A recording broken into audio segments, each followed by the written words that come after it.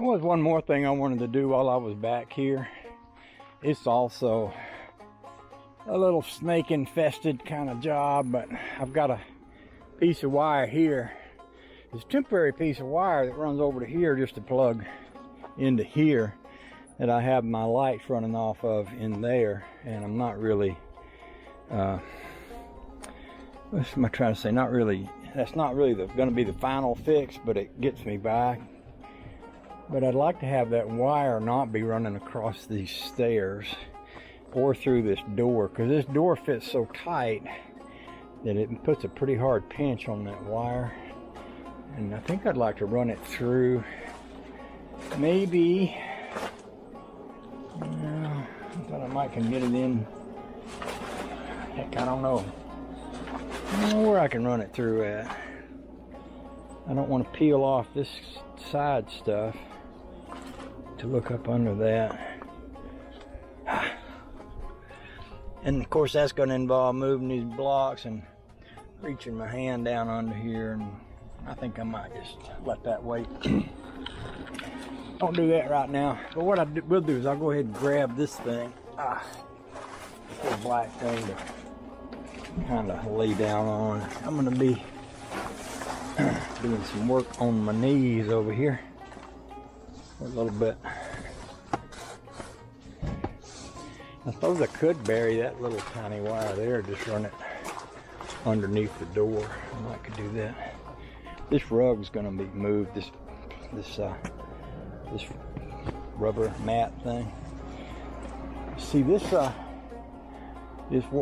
cable is pretty stiff, and I believe that I could push it.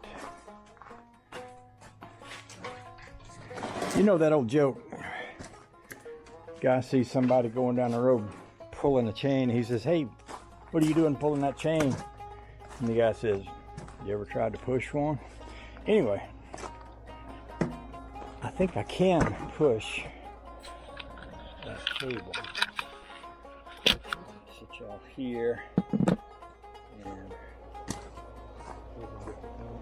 believe I can push it through.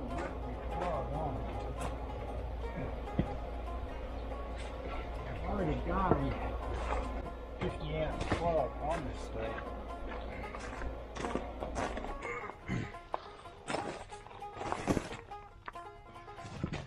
This other wire, this other big wire you see here is 30 amp plug, and that's just to hook up the sample.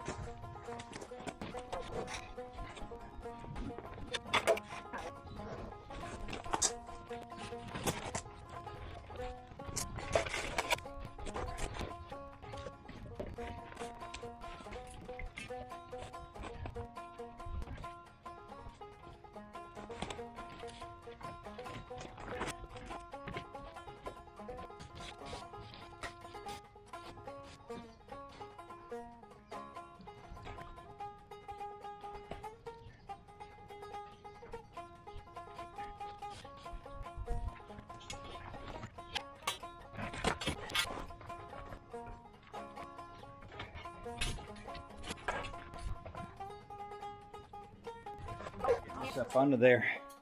So what I did was I took the plug off. You can see the plug sitting up there on the shelf in front of that jack stand. And I put these wires together and wrapped them here. And this might be easier to stick under there. Now I may go right back where I was and try sticking it under that stoop. But if I have to, I can go down inside that and work my way across and stick it up toward the place where this is going to want to come out at. One way or the other, I'll get this in there. Once I do, I got two options. I can put that plug back on it and plug it into the 50 amp plug that I have on there, or I could just run this whole wire right up in my box, get me two 50 amp breakers, put them on that, and then do the same thing with it, running around to this power source here. Yeah. And that actually might be a better fix than having that plug. Because anytime you got a break in the system, you got an opportunity for something to go wrong. So let me go see what happens.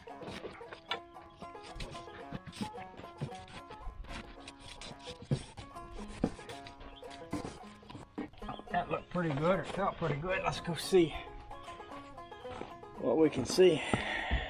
On the other side.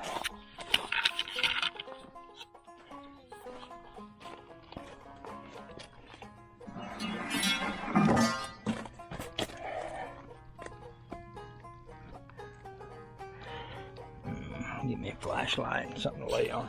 Finish up to the video that I was making last time I was making a video, which had to do with wiring. I don't like to ever show anybody how to wire anything, so if you're coming for an educational video, this ain't it. But I had a problem. I had 220 that ran out to that box there.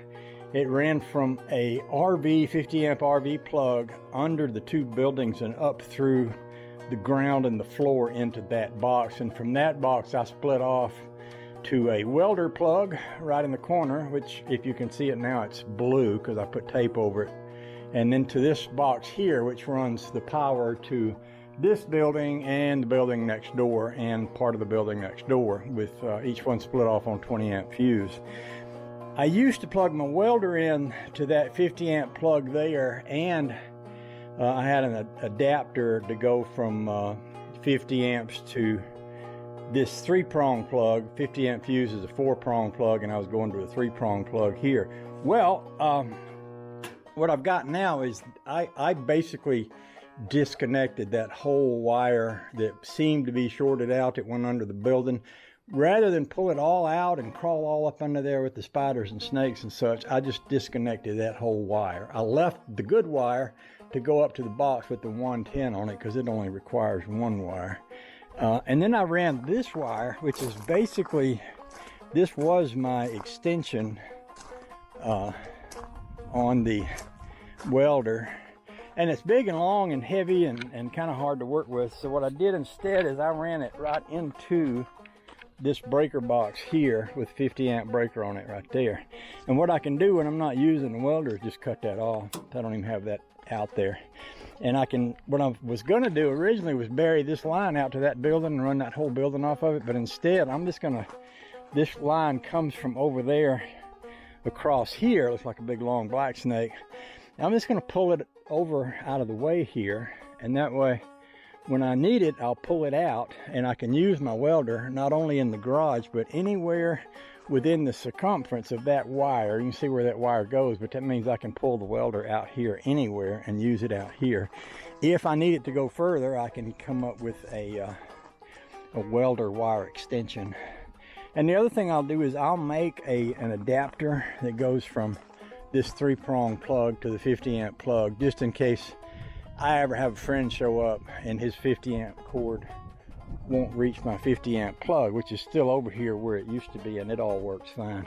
That might be more of an explanation than you need, and since I didn't show you really much of any of the work I did, you know, a lot of people have been telling me lately how useless my videos are, and I'm okay with that because me and Rusty were talking about this the other day. I'm not a how to do it kind of guy. I mean, there's a lot of people that have put up a really short, succinct video on how to, you know, change the motor in your washing machine and put this other thing in it.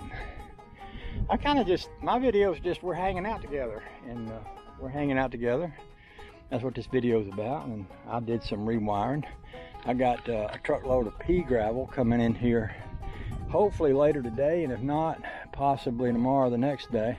And I'm going to put pea gravel over all of this, and I'm going to put it over this, and I'm going to put it back here around this side, actually probably around the banana tree and around underneath the porch here. And I'm going to go plumb on around like back here. I've got some places where I've kind of killed off the grass for the pea gravel. I've got some regular gravel here, but I killed this off back here because I'm going to make a little circle out of the pea gravel. I'm going to come on around with it. I'm going to do this here and here and all the way down through there. That way we won't have, and I'll keep this grass free. That way we won't have to weed whack around the whole property 2 or 3 times a week to keep the grass out of it. And I've got these boxwoods which look like they're dying. I'm not sure what to do to save them, if there is anything I can do.